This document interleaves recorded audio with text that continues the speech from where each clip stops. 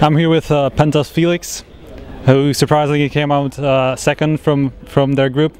I'm obviously against iBUYPOWER.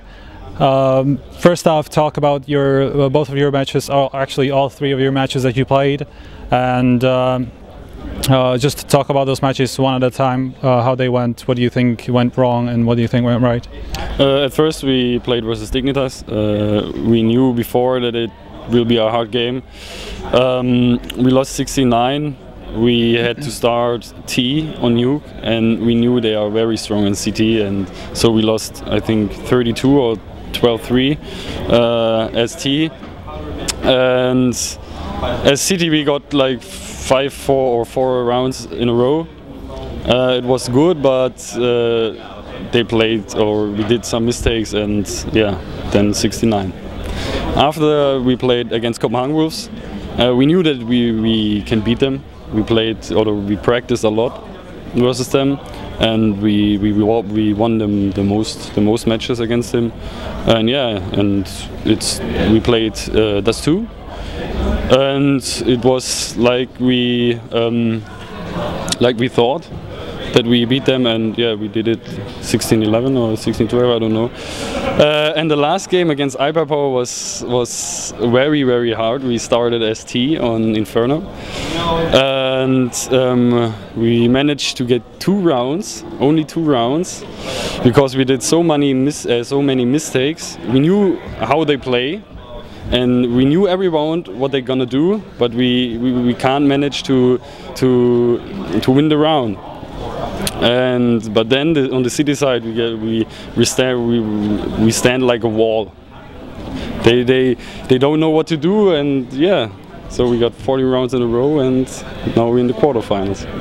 So why do you think that was, that you won those 14 rounds in a row? Was it because everybody was hitting their shots, or was it because they just were running into like 3 people each time or 4 people where you stacked? What do you think why do you think that was? No, it was the individual skill from every player from us. Crystal did amazing AWP shots.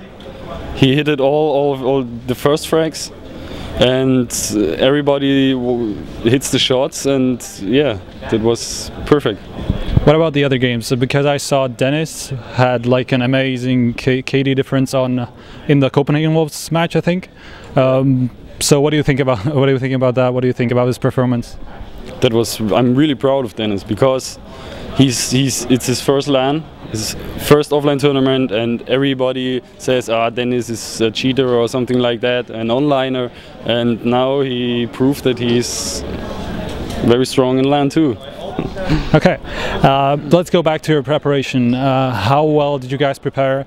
Have you had any boot camp? If not, why not? Just talk about the general preparation that you had going towards DreamHack Winter. We had no boot camp. We couldn't go to Stockholm because of my work and Dennis' work. So we practiced a lot from the internet. We played more in the evening than before, like 2 hours. So we played like 6 hours a day. Mm-hmm. So we practiced. We practiced more than normally. Mm-hmm.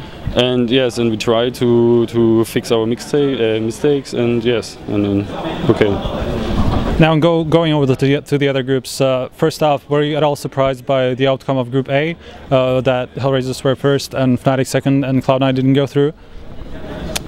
Yeah, it's a bit surprised, yes, because I thought fnatic will go first, but maybe they got a lot of pressure.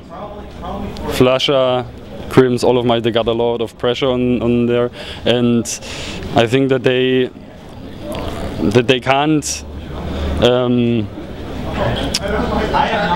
I don't know how. Maybe they can't focus well enough. Yeah, because of the pressure, I think.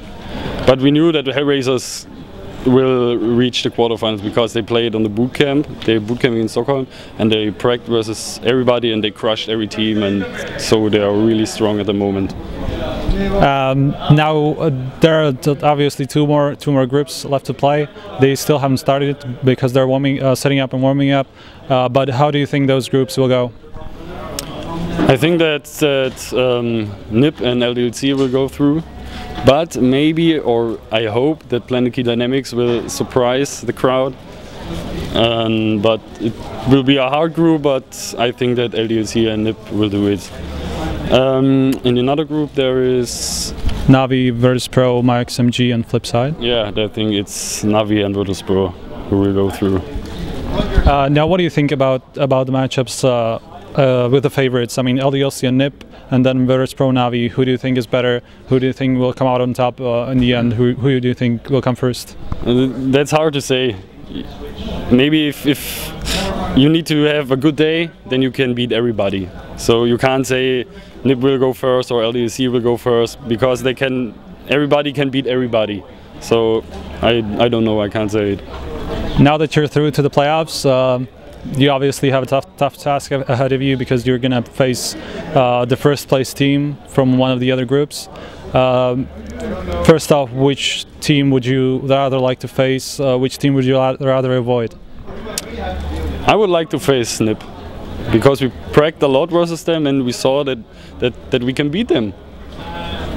And yeah, we feel very confident versus them. And a team that I would avoid is Virtus.pro, because Snacks and Bialy, in my opinion, are such good aimers, and yeah, and I think Virtus.pro is the best team in the world, and yeah. So you wouldn't be afraid at all that, about facing... actually, fnatic, you can't face fnatic, never mind. My fault. Now, the last question, what is your take on the whole cheating scandal? You were talking about the pressure on all of Crims and Flasha, because those were probably the most targeted people of all. Basically, all the whole Fnatic team was. What do you make of that scandal? Do you think some of the players that got banned could have cheated on LAN? Do you think there could be more cheaters in those tournaments? It's hard to say. I mean, if you watch the scenes from Flasha or Crims or Olaf Meister, it looks very suspicious. And I don't know. At first I said, okay, they are good on LAN, they can't cheat because they're good on LAN too.